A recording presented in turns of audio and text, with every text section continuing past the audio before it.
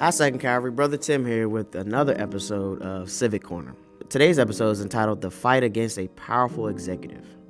We will continue our focus on the judicial branch's increasing role in checking the exercise of executive orders by the executive branch.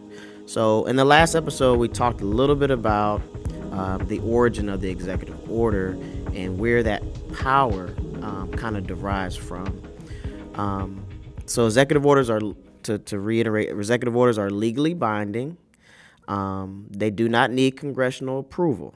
So, the executive can do pretty much, we could put anything in that executive order. Not to say he can get away with it, but he can write anything, and this is my executive order, and kind of let it rip.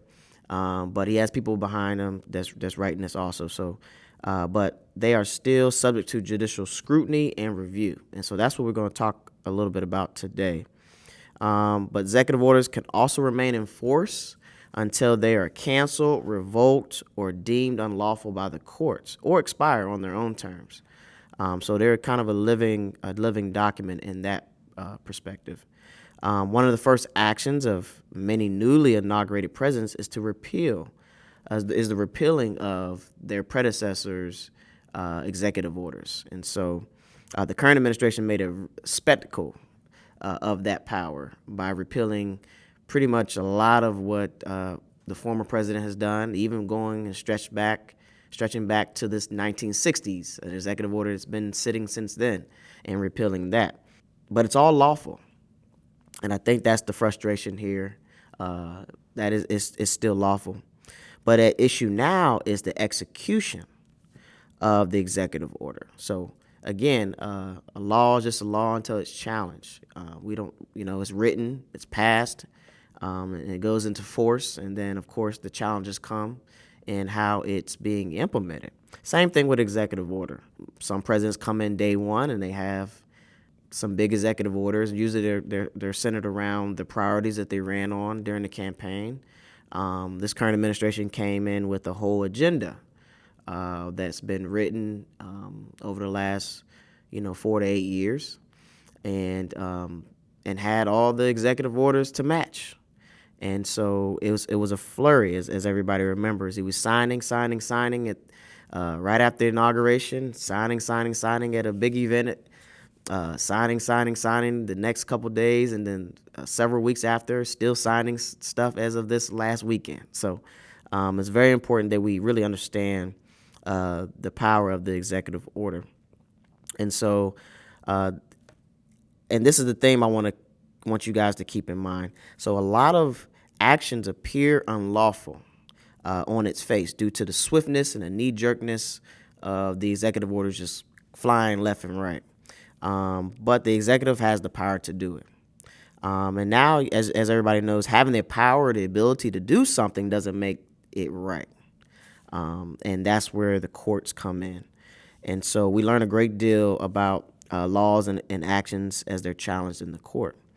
So so this episode, I said we would go to talk about two kind of, I won't say they're popular, but I would say that they're widely publicized executive orders because of the reach that they have. And so we're going to touch on two. Executive Order number 14158, and it orders the establishment of the Department of Government Efficiency, also known as DOGE. So we'll talk about that. And then Executive Order 14210 is ordering large-scale reductions of force of the federal government's employees. So we'll go into that. And so here are some key terms as we start to read kind of the orders, and I'm going to read some of the case updates. A petitioner, the person who presents a petition to the court, also known as the plaintiff, they're the person that starts the case. And so once you hear that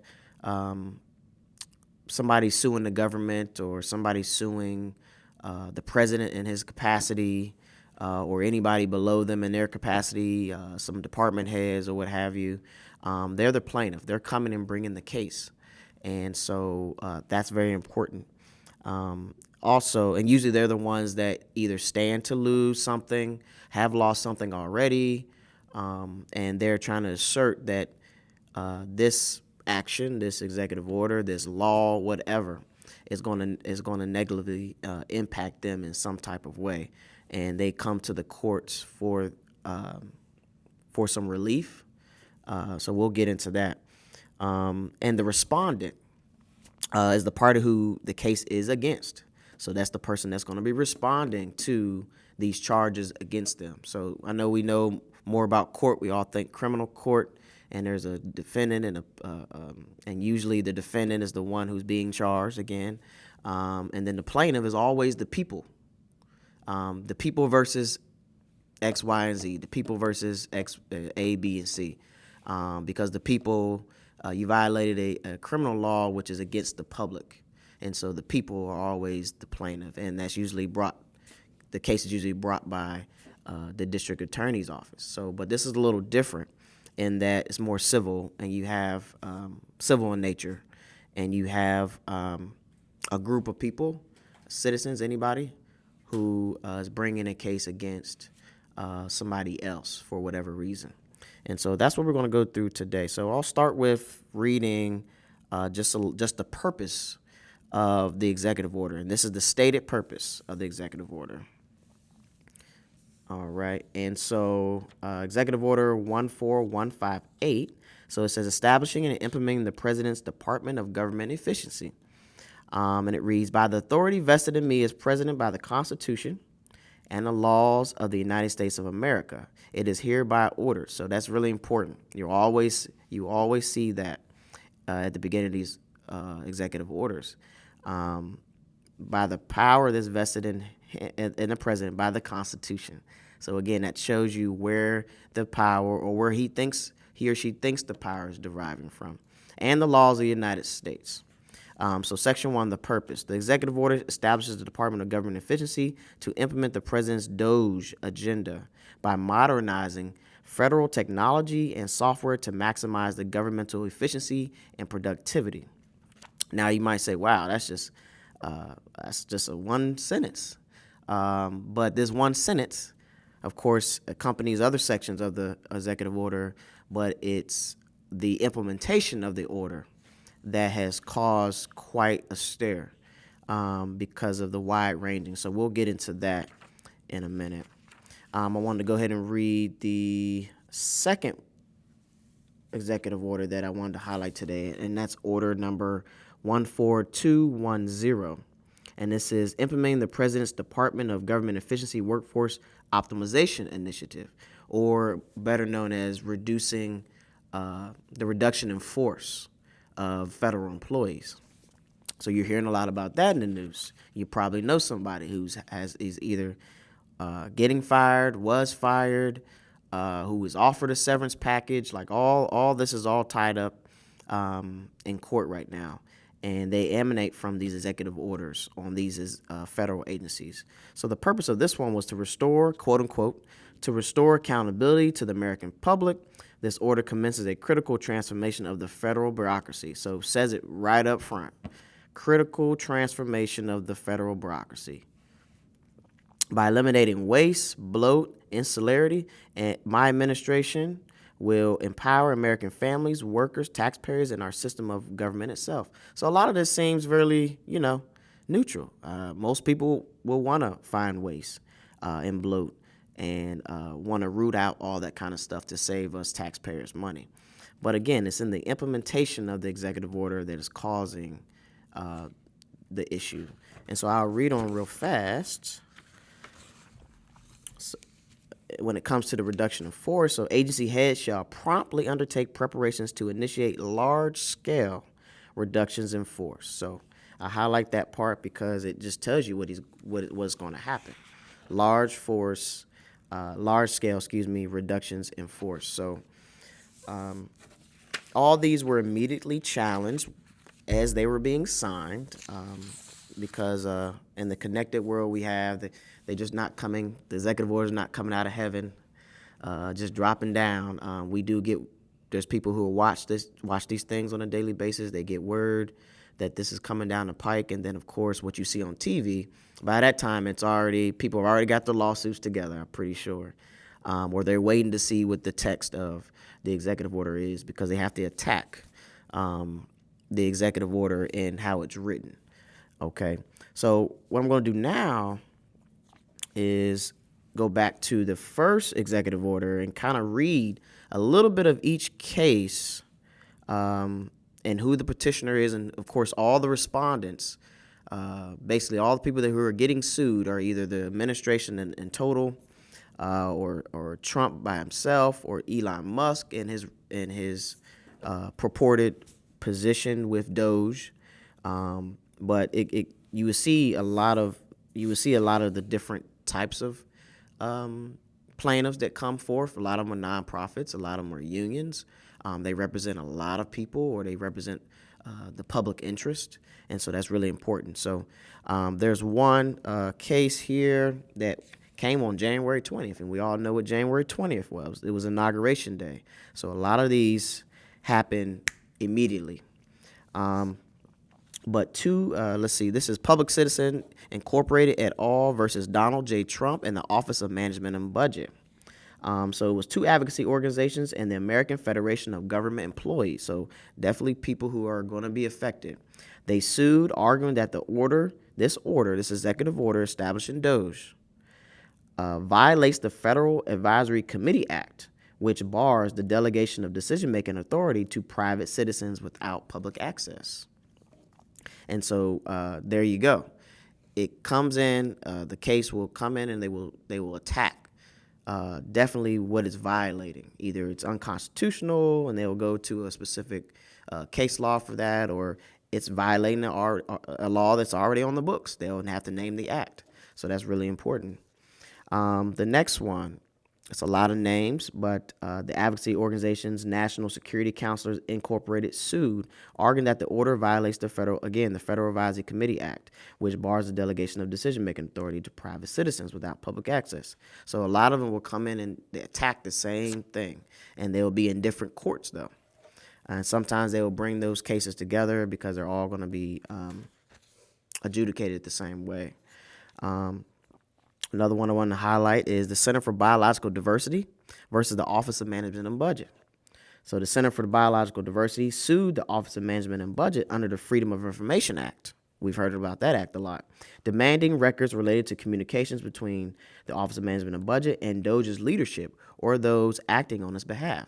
So that's attacking another part of this. These are private citizens that the president gave these powers to act out his executive order, but there created some issues there. Next one is John Doe versus Musk. This is one that's going against Elon Musk. So 26 current and former USAID employees or contractors filed a lawsuit claiming that Elon Musk's constitutional authority, there goes the Constitution being raised, to exercise significant government powers as the head of Doge without Senate confirmation, which is the legislative branch. Here's the executive versus the legislative, and they're balancing out. They're challenging that. He wasn't Senate confirmed, and that violates the appointment clause in the Constitution. And so the lawsuit argued that Musk is functioning as a principal officer while invading the constitutional requirement for Senate confirmation. As you know, in the news, he said he doesn't head Doge. That's what people are saying. But his actions are saying another. So here we are. We're in court challenging that. So the plaintiffs also claimed that Musk's action would be unconstitutional, even if he were considered merely an inferior officer, as Congress has not authorized the president to directly appoint anyone to this position. So they're trying to attack it in all different ways. And so, as we said in former episodes, this will be the battleground right now for our democracy to be in the courts, because they're going to attack each and everything. And that's a good thing, but also it does take a little long. So I know people would want, well, can we get a snap decision? We want to know if this is right or wrong. So, but our courts are built this way to take its time. And so I want to end, though, about this case, New Mexico et al. Versus Musk.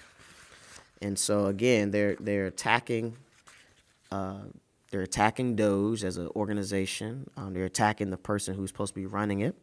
But here's some updates on this case here. On February 17th, the government submitted a declaration by Joshua Fisher, who is the director of the Office of Administration, stating that Musk is not the head of Doge, nor an employee of Doge. So that set up something. And there was another update a day later, and the federal judge, and this is what I think you probably heard about most, and were probably confused. But Judge Tanya Chutkin, she's a federal district judge, denied the plaintiffs. So meaning they denied who was complaining about this, their request for a temporary restraining order, but also indicated a potentially favorable view of the plaintiff's argument on its merits, which means while she denied why they came to court, she did indicate that they would potentially there's a potentially favorable argument based on their merits. She basically denied them because they hadn't shown that there was actual hurt by the Doge executive order being implemented. It didn't happen yet. Basically what she was saying, it didn't happen yet. Come back, basically. She didn't say this, but basically what she's saying is come back after something bad has happened from the implementation of the Doge executive order. And so you're going to see a lot of that too. So while it might seem like, oh my gosh, she let Doge just continue to go, the federal courts are not on our side, or the federal courts are not on the side of America or the citizens, or whatever conclusion you came to, there's a method to the madness. And we're a case law based judicial system where we look at precedent, we look in the past in similar cases, and opinions are based off of that, and then based off the circumstances of what's going on right now. So just like I said in former episodes, the courts is where all this is going to be sorted out. There's a great balance of power that is going on between the branches, and so just sit back and watch. And if you have any questions, we're going to have a list of resources. What I was reading from today was a litigation tracker of a nonprofit that does really good work in this area. So we're going to provide that link too. But we want to also, in next episodes, kind of bring out the Constitution and kind of go delve a little bit deeper into each of the articles. And then it will help us understand just how critical our participation in democracy is. Because if we fall asleep and let things go, that's how amassing of power happens. And if nobody's challenging it, like I said in the last episode, 2 episodes ago now, the judicial branch only interprets laws. They don't make laws. There might be laws on the books that are definitely unconstitutional. But if nobody comes and challenges them, they're still there. And they can still be acted upon. If they're acted upon and nobody complains about it, then it keeps going on. They don't just come in and say, from the bench say, I see that's going to be an issue. Let me go ahead and they don't bring the case themselves, basically what I'm trying to say. And so they depend on organizations who have the public interest at heart, or private citizens who have been affected negatively to bring the case to the court. And that gives them the jurisdiction to say, okay, this is unconstitutional, or this is constitutional, or you guys need to change that law, or we need to ban this or that or the other. But they don't make law. They only interpret it. So it's really important that when things come up from either one of the other 2 branches and it's not right, I'm pretty sure there's somebody already out there looking to sue, and they would have the basis to sue. But reading the tea leaves on a lot of the opinions is really important for us, and to keep up with what's going on, okay? And again, this is another episode. This is Brother Tim with another episode, of the Civic Corner. Again, if you have any questions or concerns, definitely let us know. We're going to be, again, providing resources for you to read offline, okay? Peace.